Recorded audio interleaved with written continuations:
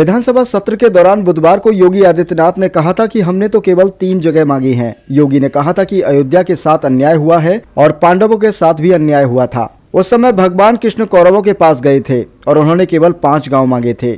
हम तो अयोध्या, काशी, मथुरा मांग रहे हैं। गुरुवार को वाराणसी पहुंचे सपा अध्यक्ष अखिलेश यादव ने कहा कि सीएम योगी बताएं कि कौन कौरव है। यह कौन तय करेगा कि पांडव कौन और कौरव कौन है। हमारे लिए संविधान और कोर्ट सबसे बड़ी है।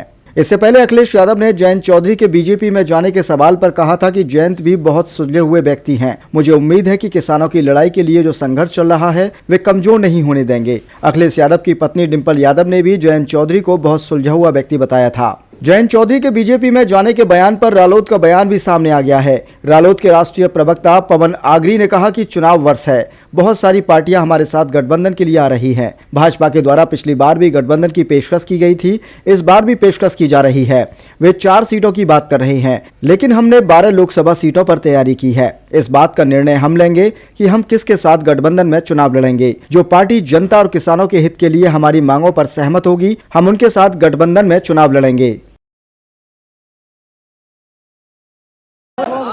आज बनारस आया है, छोटे के आखिरी में मैं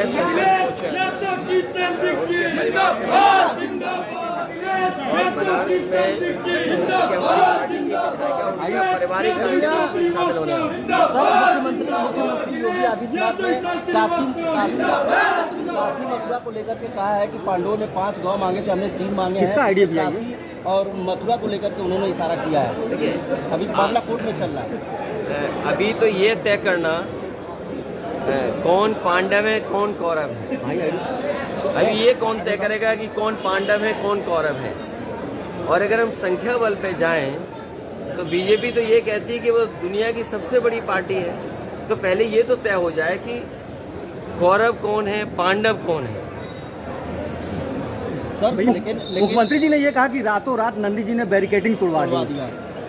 देखिए मुख्यमंत्री जी क्या कहते हैं, हमारे लिए संविधान और कोर्ट सबसे बड़ी भाई। सर एक सवाल जयंत चौधरी पे अटकलें लगाई जा रही है कि एनडीए में शामिल हो सकते हैं। भारतीय जनता पार्टी दलों को तोड़ना जानती है। भारतीय जनता पार्टी किसको कब लेना है वो जानती है।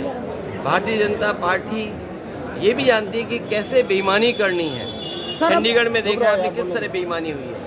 भारतीय जनता पार्टी ये भी जानती है कब किसको खरीदना है। भारतीय जनता पार्टी यूं ही थोड़ी सबसे बड़े दल बन गया है।